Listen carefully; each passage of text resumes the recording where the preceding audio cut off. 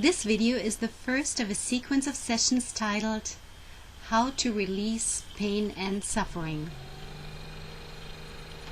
Pain and suffering is an essential topic to which most of us can relate all too well.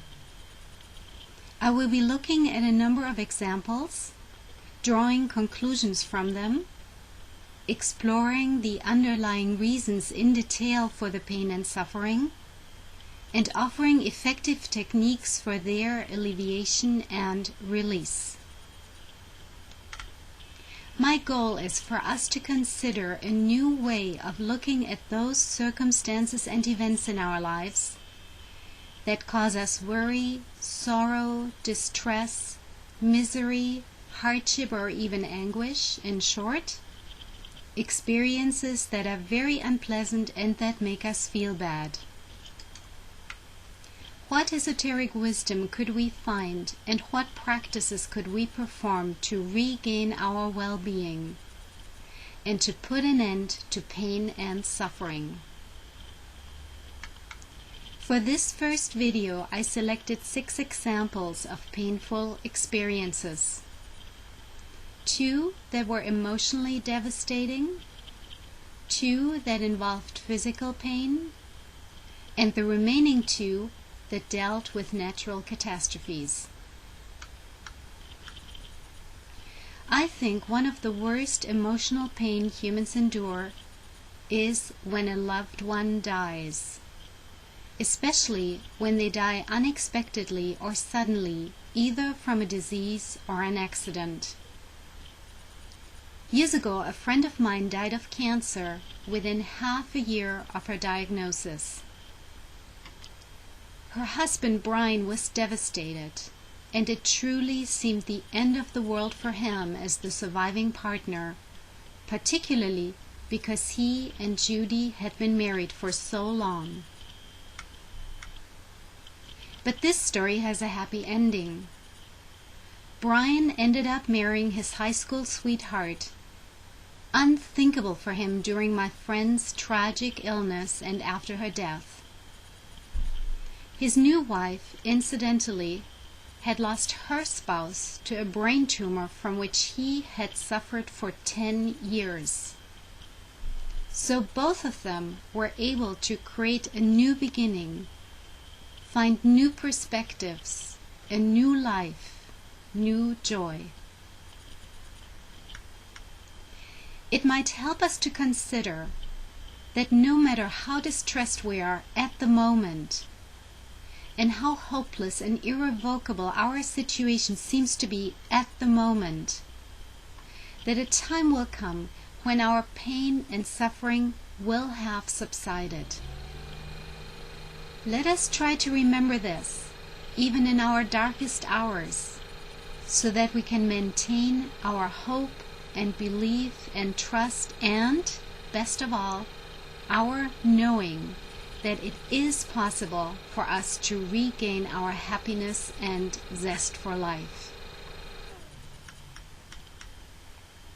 I remember a circumstance that happened about 10 years ago and that was emotionally devastating for me. My former partner Paul knows all about this. For about 6 months, my emotional pain was excruciating, and after that, it was very severe for another 2 years or so. Now, thinking back, I am amused to think that I had been like a child going into hysterics because Mom took away the candy before lunch. How much resistance had I held towards the sudden change that was taking place in my life at the time? And that change turned out to be a great adventure. It allowed me to move back to my beloved Boca, stay in Europe for a while, travel all the way to Bali, explore my most favorite research topic, hold public lectures, and meet so many new fascinating people, men among them. Contemplating this occurrence, I am wondering, What was the underlying reality or truth of this ghastly experience? Had I skillfully conjured up for myself a tragic theater play or movie? Had the experience, on one level of my being, been some kind of a charade, a sham, a farce, make-believe, or mood-making? How else could it be that something so horrible could turn out to be, well, amusing? My so-called pain and suffering had been wasted energy and completely unnecessary. And I think Paul knew that all along. But hindsight is always 20/20, as they say. Of course, I can't bring back that period of my life and relive it with the recognition I gained from it and with my current state of consciousness. Nor would I want to. But I can hope that I can see to it in the future that I never create a similarly silly reaction inside of myself as a response to an outside circumstance or event, regardless of what that may be. I want to talk about physical pain for a moment. On a trip back to Europe, I once called a friend to say that I had just arrived. And the first thing he said to me was that when he had gotten up that morning, he had noticed that his right shoulder hurt. I was stunned. I had just traversed the United States and the Atlantic Ocean, and Achim would tell me something so temporary, so insignificant. And I teased him about that and said, "Well, does your left shoulder hurt also?" He said, "No." "Well, are your legs, feet, or toes hurting you?" He said, "No." "Are your arms and fingers hurting you?" And on I went until he got the point.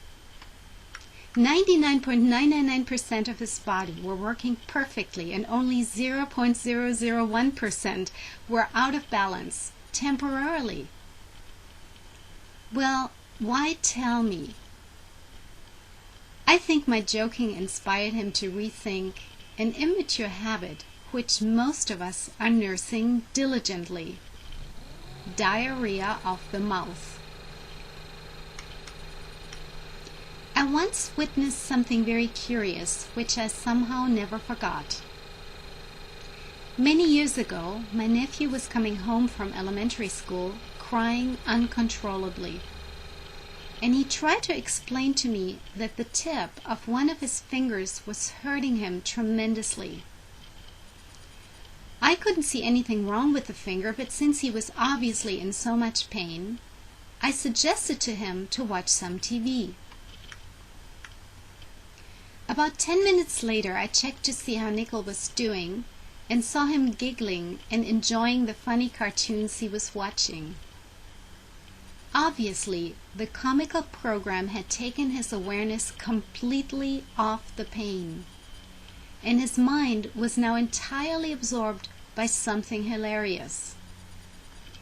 And he never mentioned the finger again, as if it had been healed miraculously.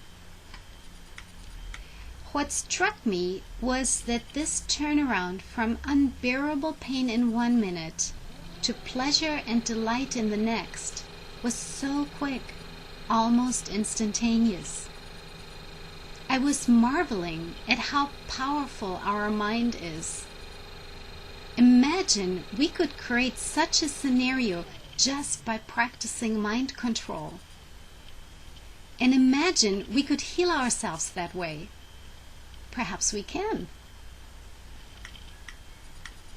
Regarding natural catastrophes, I remember a business friend from South Florida whose house was completely destroyed when Andrew, a Cat 5 hurricane, ferociously descended on Dade County in August of 1992 with sustained winds of 165 and gusts topping 200 miles per hour. I know because I was there. Chris and his family lost everything. They bought a new house up the coast in Palm Beach County, and my friend jokingly and somewhat ruefully said to me when we met again that it didn't take long until their new house was cluttered up with stuff of all sorts, just as the old one had been. Now figure that.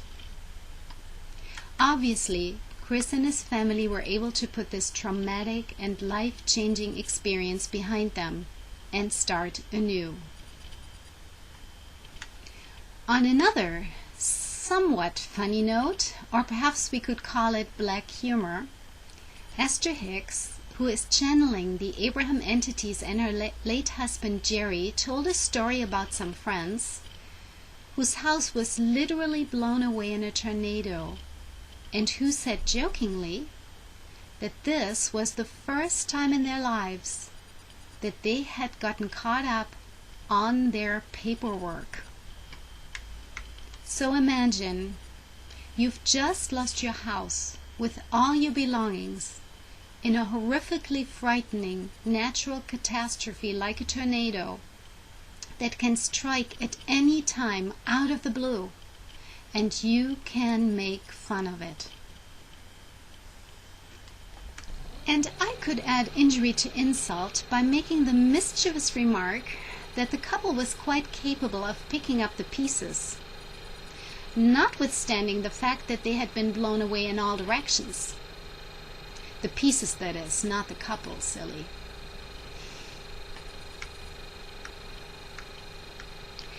You just saw the first video of a sequence of sessions in which I'm exploring the phenomenon of pain and suffering so common to most of us. And I promise you, we will end up looking at pain and suffering for what they really are: diamonds in the rough. If you wish to share a similar experience of the phoenix rising out of the ashes that might be helpful and inspiring to all of us, please contact me by writing to cultivatingappreciation@gmail.com. One word: cultivating appreciation. Thank you. And in conclusion, I'd like to leave you with some wisdom from The Prophet by Khalil Gibran, from the chapter Joy and Sorrow. And he writes, "Your joy is your sorrow unmasked." And in all due respect to Khalil, whose writings I adore, I'd like to take the liberty of reworking the words of the mystic just a tad. And I would say, unmask your sorrow, and thou shalt find joy. Brilliant, ain't it?